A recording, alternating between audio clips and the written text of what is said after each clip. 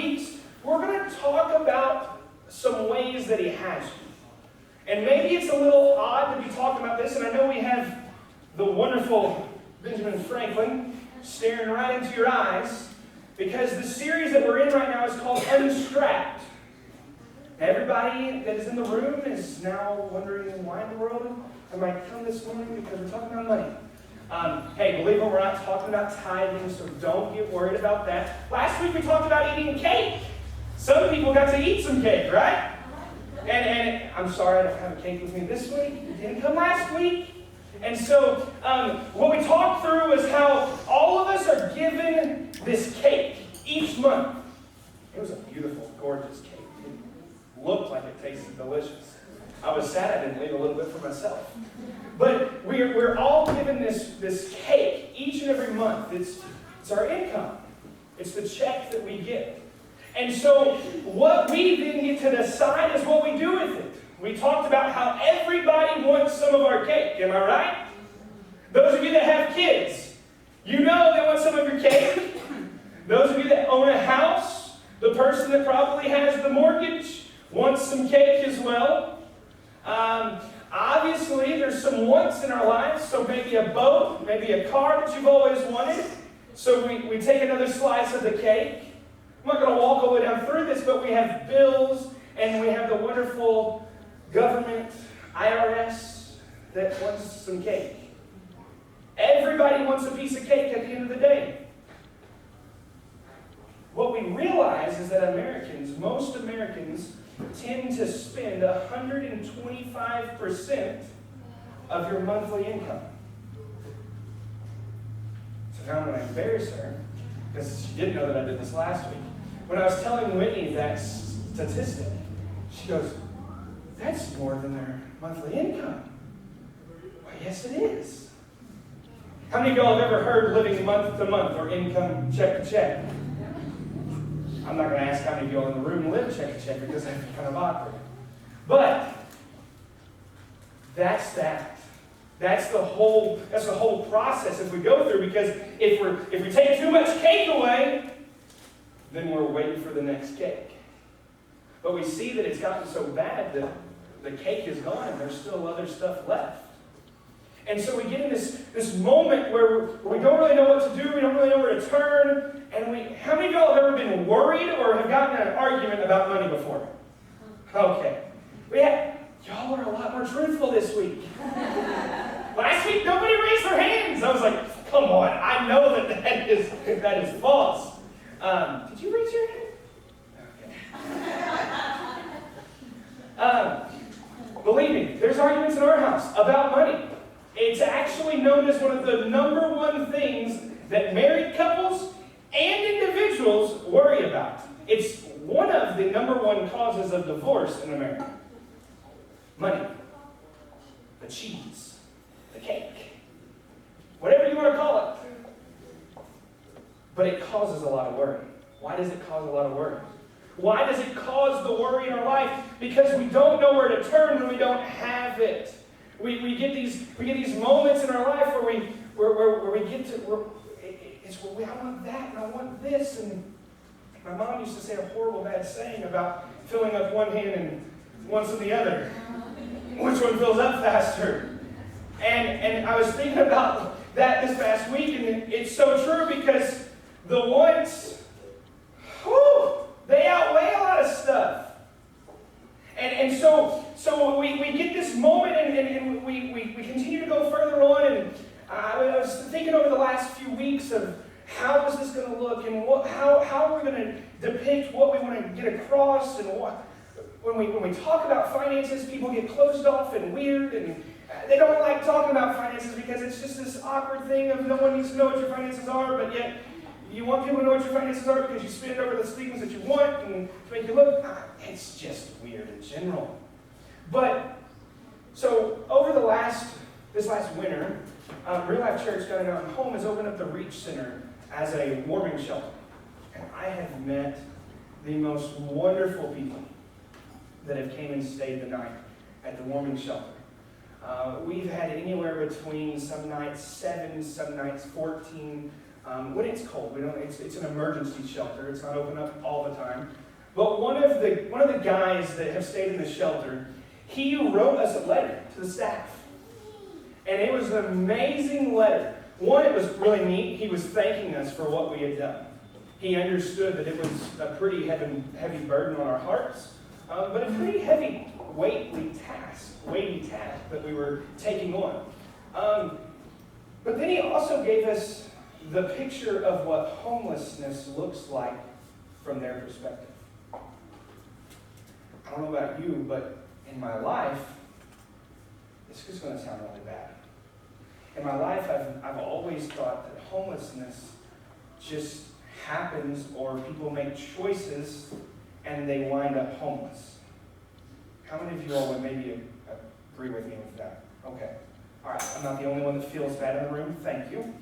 But I quickly realized that that's not the case. Because what we saw is there were men that were in there that maybe they had lost their wife over the last year or two. And so they're without a paycheck. And then immediately their monthly income is cut in half. And so this gentleman that wrote us this letter, he actually, one of the parts that stuck out the most, I mean, he was extremely nice and wonderful to us and said all the praises and whatnot. But the part that stuck out to me the most was that he was typing it out. He said, I don't necessarily know the correct statistic on it. But he said, if I had to guess, most Americans live somewhere between 2 to 3 paychecks and an unexpected medical bill away from being homeless. That's tough to swallow. I don't know about you, but that totally changes the perspective for me on how some of those people have gotten there. And so for us, what are we going to do in this situation? Because obviously, you've got a job, you get this cake, you're blessed, you get this paycheck each and every month. How do you spend it? And so today, that's really what I want to walk through. Today I want to walk through what it means. Last week we talked about worry and how we shouldn't have worry. But if we're not going to have worry, then we need to be a good steward with what God has blessed us with. We're going to walk through a little bit of what we talked about last week on how God not only created everything, but He also owns everything. And so therefore God has blessed us with everything that He has created and everything that He owns in order for us to take care of or manage, because we know as of last week, really the word steward simply just means to manage something that is not yours. And so for us, we're going to talk this morning on what it looks like and what it takes to be a kingdom steward. A kingdom steward. And so this morning, I want you to really dive in. And you're going to see me, hopefully. I want to preach a little differently this morning for you. I want to teach you some things. I want to give you some tools that can help you when you get into situations, when you get into spots where maybe you're worried. And so I want to give you some tools in order to help you not get to those spots. And it's really a 4-step process. But a kingdom steward, I'm going to give you the definition that I have came up with. A kingdom steward is a believer who faithfully oversees the protection and the expansion of the assets God has entrusted to him or her to manage. Y'all agree with me with that? I believe that God has blessed us with assets. He has given us the blessings of our life, and He has entrusted us to manage them. He's entrusted us to manage them. Everything we have, no matter if it's our time, no matter if it's our abilities, no matter if it's our opportunities. We talked about this last week on how sometimes He blesses with all of these wonderful things and then we waste them. We waste them. We don't take the time to go and see somebody. We don't see an opportunity because we're so busy. We waste the resource because we want something else. And so He has given us these things in order for us to do something with, for us to manage them well. What is it going to take? And you see, I think maybe sometimes people in church wonder, why in the world why do we have these series about finances? Why does it matter? Well, it matters because God wants an abundant life for you. He says in John 10:10, For a thief comes only to steal, kill, and destroy, but I have come that you may have life and have it more abundantly. If you are going to have life and life more abundantly, then you can't be living strapped down under the weight and the chains and the bondage of your financial decisions. So we have to understand that the life that He wants for us is a life of freedom, a life of understanding that it doesn't have to be this way. He has a better way. Imagine that. God has a better way for us to do something with our life. That's what it's all about. So this morning I've got 4 things for you. If you're taking notes, write them down. If not, write them down. Number 1, planting. We have to understand that when we plant something, what do? We grow roots. I'm not going to get on my tangent of agriculture, how that works. I hope everybody understands. When you plant a seed, you what? You reap a harvest. Wonderful. It's an old-time phrase used in a lot of churches when it talks about tithing. We're going to plant a seed and hope to reap a harvest. Am I right? Or was I the only one that was raised that way? I know for me, it's how I was raised. That was constantly driven towards giving in the church. When you plant a seed, you're going to reap a harvest. When you plant a seed, you're going to reap a harvest. The bad thing is, we've already talked about this a couple months ago, why that was bad theology. Because we don't just give in order to get. We have to have the mentality that we get to give.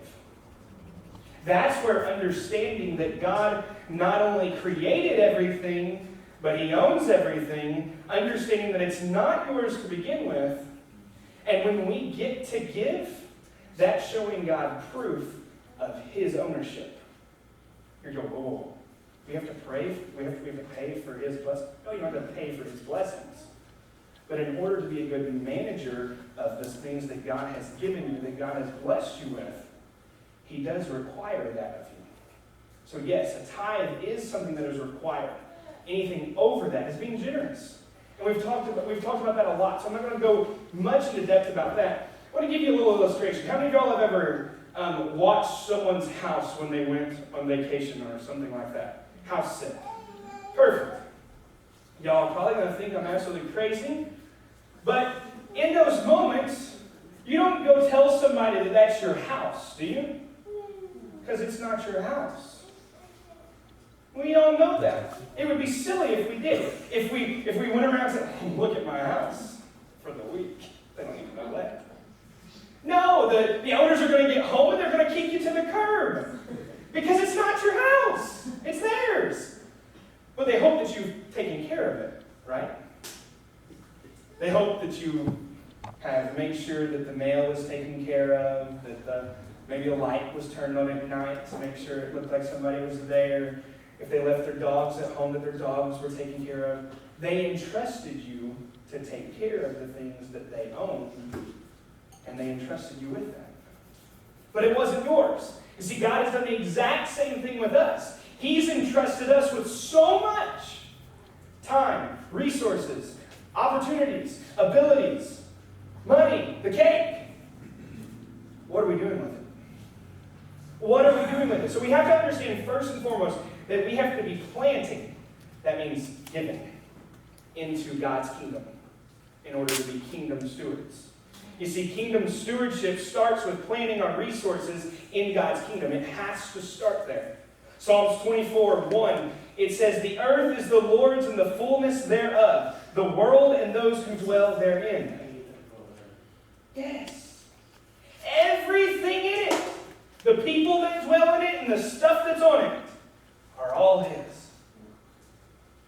But in the beginning, when He created it all, He said, from the birds in the sky to the creatures that crawl on the earth, you're here to manage them all. That's what we get to do. And so, number 2, second one, is planning. We have to plan. Some of you are, I don't know about that. I mean, I've taken a few classes. Some stuck, some didn't stick. Proverbs 27:23. It says, "Know well the condition of your flocks, and give attention to your herds." Why do you think that that sort of verse would go along with planning. Not planting, but planning. Because in order to be a good steward of what God has given you, in order to be a kingdom steward, you have to know that everything that He has entrusted to you is taken care of. You have to make sure that your flock is taken care of. If you have a family, that's your flock. That's the flock that you get to tend to, is your family. You're not going to let your sheep stray off, but you're also going to make sure that your sheep are fed. I'm not calling your kids or my kids sheep, but you get the picture. You see, kingdom stewardship means being real about the condition of your assets. Being real sometimes isn't fun. Budgeting is not fun. I think we all know what planning means when I talk about that. How many of you all like to sit down and work through a budget? Whitney loves it. Yeah, she does. I see you back there. I do not. I told you last week, I'm the person that, hey, I know there's money in there, and I'm going to spend till it's gone. And she's like, whoa, whoa, whoa, whoa, whoa, whoa, whoa. No, you're not. Because our money has to go here, it has to go here, it has to go here. A little slice of cake here, a little slice of cake there. Big slice of cake there. And so we got to make sure that everything has its spot. And I'm not saying that budgeting doesn't make you overspend, because you can overspend the same way that you can without it. But when you plan, when you see how everything's going to unfold beforehand, it prepares you when something unexpected comes along. And so it's those moments when, I don't know about you, but I love doctor visits, especially those unexpected ones. Whew. And they are expensive. Or a 40-cent hike on gas within just a couple days. Oh my goodness. I know. I get it. 40 cents in just a couple days. Actually, I think it may be one day. I think one evening it was $3.19 and now it's $3.59. When I saw it, I thought I was seeing things. Because at lunchtime it was $3.39, and then that evening it was $3.59. I was like, oh my goodness, that's going to hurt. And so what we see is when we budget, when we plan, we get these. It's kind of more or less a confidence of knowing that our flock is accounted for. If you would, like our money and where it's going, our finances, it's accounted for. Now, when you make a plan, you have to work your plan. Because no matter if you have a plan and you don't work it, it'd be just like not having one if they don't meet. And Whitney's going, oh, he's preaching to himself this morning. And I am. I love getting to preach because there are things that I learn each and every week. And I hope there's things that you learn each and every week as well. So when you make a plan, you got to work your plan. Proverbs 21:5. This is a tough one. The plans of the diligent lead surely to abundance, but everyone who is hasty comes only to poverty. The plans of the diligence leads to abundance. When you plan well, when you work your plan well, you get to have abundance. I don't know about you, but sometimes, what about when you go to the grocery store and you're really hungry? You know that's not the time to go to the grocery store. When you budget a certain amount each week to go into groceries, and you go into the grocery store, like today, after church, Whitney's going, no, we've already got lunch laid out. Well, I promise that chicken, it's going to smell so good. And you walk in there and you're like, I want one of these, I want one of those, I want one of those. And y'all know what I'm talking about? You walk up to the cash register going, all right, this is what we got budgeted. What do you mean it's $50 over? I get it. I'm right there. Number 3, third process, if you would, to becoming a kingdom steward, a good kingdom steward, is prioritizing. A kingdom steward values needs over wants. That hurts. It hurts a lot because one of the ways that you can do this is by discerning what is actually a necessity and what's not. Like, I get it. I don't know about you, but I have a dream truck. I told you all last week about my dream truck. Some of you all have dream cars that go really fast. Mine's a truck. It's loud and has a nice whistle at the end of it. Don't know what I'm talking about. I get it. But that's a want, not a need. Yes, in society today, I get that a car is definitely a need, especially if you're going to live in Gainesville, because you're going to drive everywhere. That's something that I've learned, is that driving is just a thing that you do.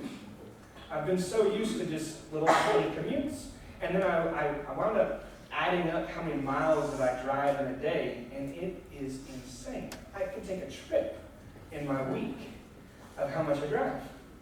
And so what we see is that I would say a car is a need, but a sports car or a Denali GMC Sierra maybe not necessarily is not a need. It would definitely have to fall into the want category. So we have to understand that there is a difference. Like keeping your lights on is definitely a need. Maybe. You could argue that. Having a roof over your head, that's a need. Having food on the table, that's a need. That shouldn't be a want. That is definitely a need category type of thing. And you see, God has promised us this certain thing. God has promised that He will meet the needs of the faithful people, the generous believers, but not necessarily their wants. And so if God separates them, and we're called to be stewards of what He's blessed us with, I think we have to separate a want and a need. You see, rather than living a life of complaining about what you don't have, how many of you all have ever done that? Yeah. Instead of complaining about the life that you don't have, you've got to start seeing the things that God has blessed you with. Health. There's a lot of times where we can get on a tangent of what all we don't have. And then, of course, I bring out the preachy mode and I tell Whitney, well, at least we have a roof over our head. And we've got food on our table. We've got gas in our cars and new tires on our vehicles. And shoes on our feet and clothes on our backs. And I think sometimes we get to that point where it's just so easy. It's so easy to get so worried. And I think that's where the complaining comes from, is that worry that we talk about. Worrying if we're going to make it to the next month, because there's always more month than there is money. And so we start worrying and we start having concerns of, are we going to make it? Are we going to be able to put food on the table? Are we going to be able to put gas in the car? Are we going to... what if something comes up? What if Camden or Tucker has to go to the ER? And we have to start deciding what are wants and what are needs. Do I need a new bass boat? No, but I really want one. Do I need a $200 pair of shoes? No, but I think they look pretty cool. And the list could go on and on and on. And so for some of us, this is easy. For some of us, it's hard. You see, this will give you a better perspective of this real quick. Philippians 4:15 through 19. It says, even in Thessalonica, you sent me help for needs once and again.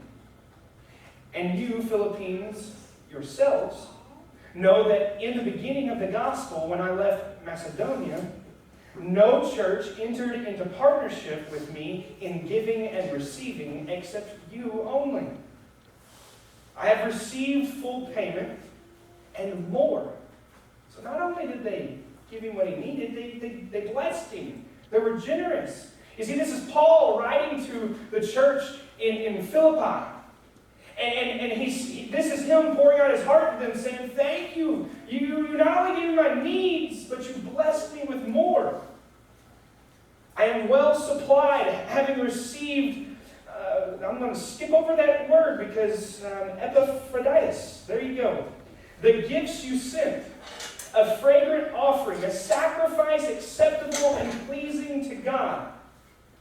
So he's continuing telling them how much they blessed him. Not that I seek the gift, but I seek the fruit that increases to your credit. And my God will supply every need of yours according to his riches in glory in Christ Jesus. Can I get an amen? Amen. Y'all probably didn't know that, like a lot of times, I love this. When we put in a scripture, and see that's one that I think a lot of people talk about is, well, my God will supply all my riches according to him and his glory. And we want to proclaim that, but what happened? I love digging just a little bit deeper and going a few verses before that and realizing that this is Paul writing this letter of how grateful he was that someone blessed his ministry, that someone blessed the mission of God that he was on. Fourth thing that we have to do, and when I say this, you'll understand that we have to do this. Praying.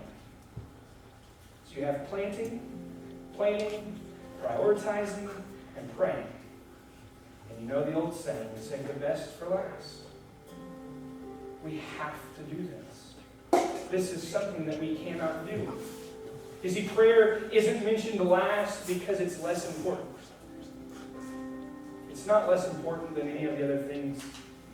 It's last because then you know what to pray for. I believe that this is how you should set the course of action, at least through the month, through the year, of how your financial decisions will go. You plant, you plan, you prioritize, and you pray. You say, well, praying should always come first. We could agree to disagree on that. With this situation, I believe that you should know what you're praying for. Praying something specific is so much better than praying just randomly. If you know what your needs are, then you're able to pray for a specific need. We just read that God will grant you your needs, but he will not necessarily grant you your wants. And so for us this morning, that's where it has to come down to. Is that it's, and at the end of the day, that's where we get to go, God, I can plan, I can prioritize all I want. But until you're in the middle of it, until you have blessed everything you have given me, I will never have enough. I'll always be left with worry. It's the moment of, you all probably, I hope that you understand this. Sometimes when we sin, or when we're living a life of sin, we ask God to bless it before we ask God for forgiveness. That's not really right. But the same thing's true with our money when we just flippantly spend and spend and spend, and we don't manage what he's given us, and we go, God, we need you to bless it. When we haven't planted, when we haven't planned, we haven't prioritized, all leading us to the prayer of the need of how God, yes, we are supposed to reach out to God. Yes, we are supposed to pray that He continually blesses us. Yes, we are supposed to pray, God, make my money go further than it's ever gone before. But are you living like that?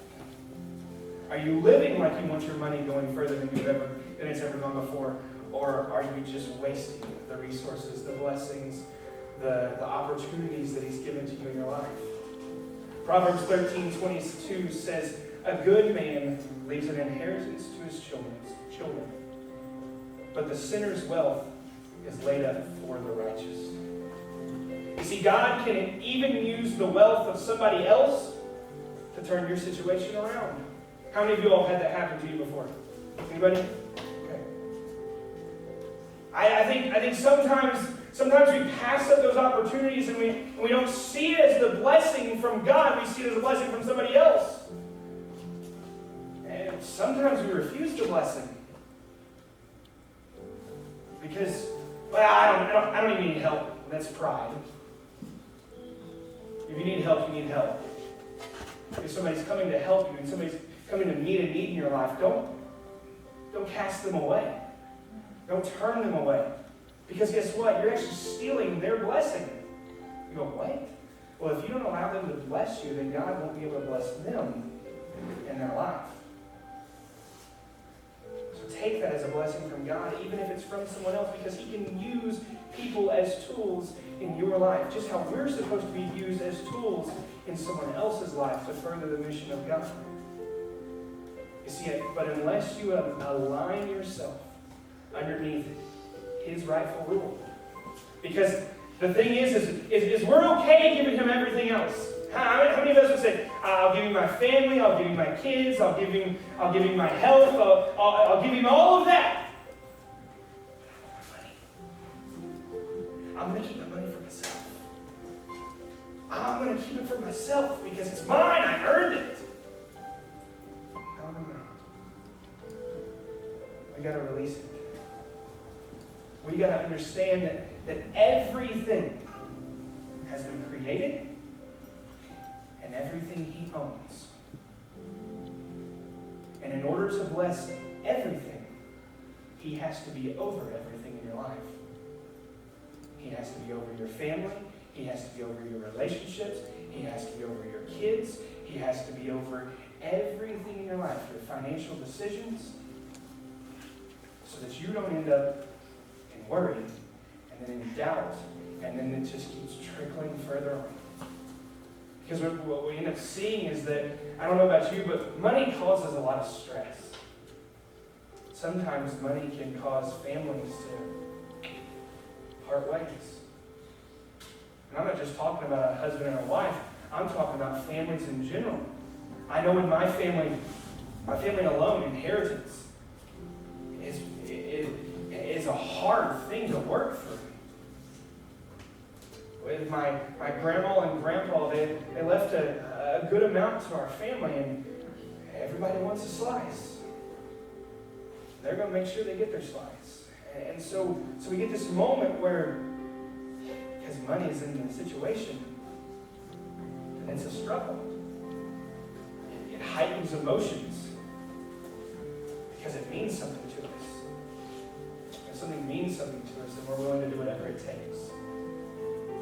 So this morning, I hope that you've been given the tools to not just live a life how you want to live it, but live a life being a kingdom steward. Living a life of abundance. Understanding that God has called you to something more. Not living a life that's strapped down. Not living a life under the chains and bondage of your financial decisions, but living a life of freedom. Living a life that He has blessed you with. Living a life that He has for you specifically. That's what we get to do. That's what we get to have because of the things that He's blessed us with. The things that He has given us. The way that we manage them gets to determine how we walk through the process of becoming a kingdom steward. You see, that's what the Bible calls being truly rich. Is when we're able to have a life of abundance, not a life of scarcity. This morning, I want to pray over everybody. I want to pray that you take these tools and use them in your life. It gives you courage. It gives you hope. Because at the bottom line, the gospel, Jesus should always drive people towards hope. He should always give us hope. He should give us hope to know that His grace is sufficient no matter what we've done, no matter what we've said, no matter what we're going through. That He's always enough, no matter if you think the month is too much for your money. He's always enough. If the situation that you have found yourself in this week or the weeks before, if things have happened, if death has occurred, if loss has happened, He's always more than enough. He is always abundant for the situation that you find yourself in. So let's pray.